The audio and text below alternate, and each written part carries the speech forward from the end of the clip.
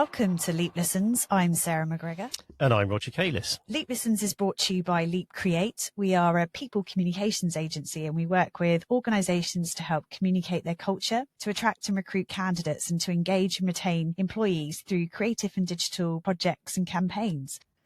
Today we're going to be talking about the many hats an employer branding specialist has to wear, and we're joined by Jade Wright. Welcome, Jade. Hello, welcome. Thank you for having me. Oh, you're very welcome. Jade, tell us about you and your background in employer branding. Well, I hadn't actually heard of employer branding till about 2.5 years ago, so I must have been living under a rock. But I have very much come from a recruitment background, and I think that's where I, like many other people, differentiate from the marketing aspect of it. I just kind of like evolved from agency recruitment, learned all the tactics and kind of just naturally learned as I went through the process, really. So, yeah. Many organisations are now creating specialist employer brand roles. So tell us about the first couple of years of your experience in one. It's certainly been challenging, but it's been the best job I've actually had. To come from not ever hearing about employer branding to now understanding it and being able to lead on developing strategies and things like that as well, it's actually been amazing. I've been in a fortunate position where the companies that I have worked for, I've been able to open up that whole employer branding and develop it within the businesses. So I've led on that for the organisation. So I've been able to see it all the way through from the creation all the way through to fruition. And that's the bit that I really enjoy. It's the juicy bit, really. It's the planning aspect of it, and it's kind of getting everyone on board within the businesses and educating everyone. So for me, actually, it's been a really enjoyable experience. And I certainly wouldn't want to turn around and go back into agency recruitment again. Fantastic. So tell us about the many hats you have to wear in your role, Jade. I have been fortunate to obviously work within businesses where I have led on the employer branding strategies. But I think with that comes the challenges of wearing many hats, particularly kind of when it comes to maybe being the first employer branding specialist within the businesses, and businesses are starting to learn about kind of what budgets or what headcount you need. So like for myself, I've come across having to wear many hats of the reactive side of it. So you've got the recruitment marketing aspect of it and supporting your TA and your recruitment teams and needing to be on the ball to help them obviously drive their vacancies. But then you've got the proactive side of it where you actually are developing and amplifying the employer brand. You're collating those colleague stories, giving your colleagues really their own voice and sharing that on behalf of their own personal brand, but obviously to develop the business's employer brand as well. And with that comes general projects as well. As soon as people hear, oh, your employer branding, we want to pull you into this project, we want to pull you into that. So it's just, for me, time management is key. And that's just one thing that I've had to kind of get hot on with managing my own time. Otherwise, I think quite quickly it could absorb into my own kind of work-life balance. And that's just not for me. I like to kind of keep work and life separate. Yeah, it's really important, isn't it? And you'd previously come from a direct recruitment background. So what is it now as an employer brand specialist that lights the fire within you? Do you know what I love? Just talking about what employer branding is and what the benefits of it is to a business and to its colleagues.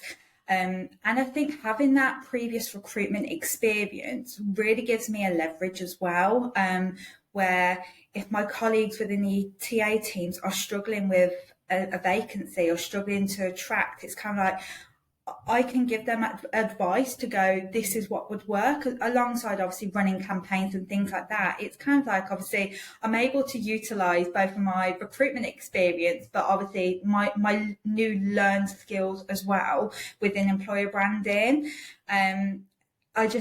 I just love as well hearing about our colleagues' stories. Although I'm quite an introverted person, I like to keep myself to myself. Actually, when I get out and about and speak with colleagues from across businesses and things like that, like to to not only hear from colleagues that have maybe recently joined the business and are still very shiny and new, but then to also hear from colleagues that have been within an organisation for years and have developed and grown, and have obviously kind of found their placement within the organisation. They've got so many stories to tell, which they would not necessarily have spoken about before. That's just what kind of keeps me going, because I'm like, I want to go and source another story. I want to learn something else that I don't know about the companies that I work within. So that's certainly what keeps me going and lights my fire. That's really interesting, as one of our episodes was actually specifically around storytelling, and something that I'd be really interested to know is how you source the stories from employees. For me, it's really important to maintain that it's authentic. I don't want to force colleagues to tell their story if they don't want to. So especially at the minute, what I've been doing internally alongside a colleague I've also got working with me at the moment is reaching out. So we've got internal social media platforms and things like that. And it's very much just kind of reaching out and going, this is what we'd like to do. This is the goal, the end goal. This is the benefits of it. Like, who's interested in having a chat? And it's ultimately just having that conversation, and obviously just maintaining that consistent communication. And we've been really lucky to gather stories from colleagues going through our future talent schemes, as well as colleagues that have been here for years and are leading on multiple kind of obviously developments within the business as well. So we've been quite fortunate, but we've certainly still got a long way to go, with particularly supporting with our campaigns and our longer term strategy within employer branding. You described yourself as an introvert. How do you ensure that all of your stories don't just come from extroverts? It's more about, I think, just making sure you're going into the departments as well. I'm working at Cadent at the moment because we are network based. We have colleagues across different networks. We're not all based under one roof. It's actually reaching out and going, okay, where can we go today? What depots can we go to? Or what departments can we go into? And just identifying that. As I said, we've been reaching out to colleagues through our social media platforms, and we've had a good mix of colleagues, really. Those that have got a great presence already in the market or have done things under Cadent's name. But we've also had colleagues that have never told their story before. And I think that shows the real mix of introverts and extroverts as well. And I like to think that I put myself out of my comfort zone a lot. And I think our colleagues are starting to see the benefits of putting themselves out of their comfort zones as well. So, yeah. That's great. So what format do those employer branding stories take? We've had a lot of written, like obviously colleague testimonials and colleague stories. We've had a couple of videos come in as well. As I say, we try and keep it as authentic as possible. So whatever our colleagues are most comfortable in doing, we will ride with that. We can make that work. And because it's so early days, not to say obviously that the employer branding is not being looked at beforehand, because content was going out before I joined Cadent. But because we are still so early days in actual leading the employer branding strategy to the end goal, we are still trying a lot of things. It's a lot of trial and error. It's finding what works. It's finding what our audiences are most receptive to, and also what our colleagues are most receptive to. As I say, we want to keep it the most authentic as possible.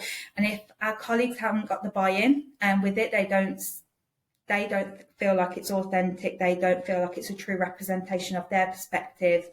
It's never going to work. No, absolutely. Now, you've described this as the best job you've ever had. All jobs come with some challenges. So what are some of the challenges that you faced and perhaps you think other employer brand specialists might face in their roles? I think one of the biggest challenges is often the misconception of what employer branding is. I know historically I've come across where people are like, you're going to come and create our employer brand. And I've got this perception of employer branding is not something you can create. It's something you identify and you amplify it. As I say, it's your colleagues' perspectives. It's the people you work with. It's their perspectives. It's their voice. And that's how you're going to share the most realistic view of the company. It's like with any review site as well, like whether you go out to a restaurant or anything. If you have a bad experience, you're quick to leave a review. If you have a good experience, you're likely just to go and tell your friends about it, or word of mouth and things like that, with like referrals and everything. And that's very much the way that we see employer branding, what I do particularly as well. It's making sure that everyone has a positive experience, they feel like they belong, they feel like they're included, and that their voice is actually heard. And from there, obviously, that's where you're going to build your employer brand. So I always see my role as the identification, obviously building up a strategy of our long-term goals and where we want to get to and timelines, yes. But ultimately it's amplifying our colleagues' voices and sharing that externally. So every organisation is different, and obviously you're the employer branding specialist at Caden. But who do you need to work with, and what relationships do you need to build within your role? I need to work with everyone in the business, really. That's the way I see it. I particularly need to stay closely to our communications team. At the end of the day, I need to make sure that anything that does go out externally, particularly with creatives, more so we need to stay on brand. We need to have that kind of that consistency with our corporate brand as well. But I also need to work with our key stakeholders. So whether that's our heads of departments, it's our business partners, our colleagues, it's everyone across the organisation.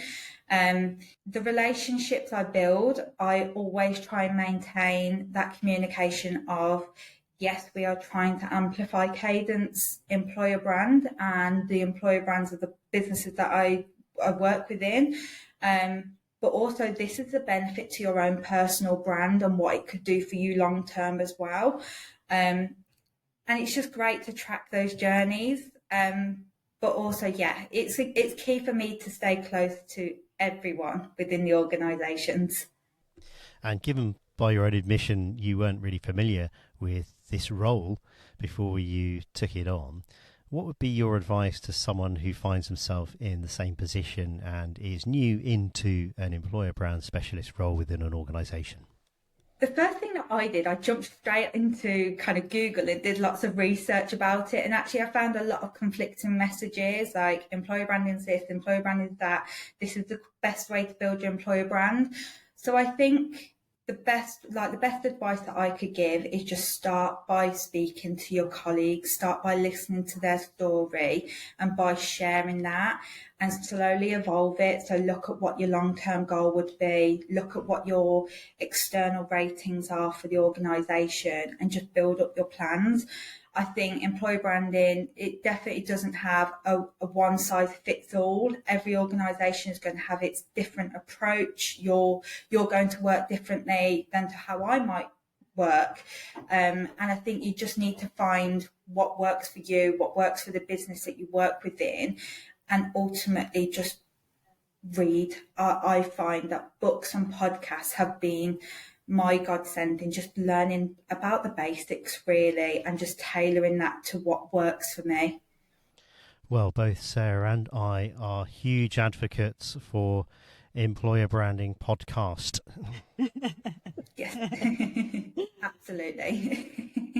No, that's great. And the final question, Jade, is what are your top reads or listens for the year, given that we're we really need to change this question. Yeah, let's change the question to what are your recent top reads and listens. That's better. There we go. Yeah. We'll change it to that. Wow, I'm probably going to join. So I'll do two. I've got one personal. So I'm going to join a lot of people at the moment with a Spare by Prince Harry. I was too intrigued to learn all about that. And then obviously employer branding related. I've actually been reading Building a Story Brand by Donald Miller. And that's so key on obviously storytelling and building that storytelling board there. And again, as I say, I love to read books. I love to listen to podcasts. So Amazon's been my best friend lately for employer branding books. Okay, well, thank you so much. It's been great speaking to you and hearing about your journey. So yeah, thanks for joining us. No, thank you for having me. That's great. And thank you for listening to our Leap Listens podcast. To listen to other experts in the industry, head on over to our website, that's leapcreate.co.uk, or you can listen on Spotify, Apple, or Google Podcasts. And of course, if you have any people communication challenges requiring highly creative solutions, please reach out to me. I'm Roger, or Sarah McGregor on LinkedIn. Thanks very much.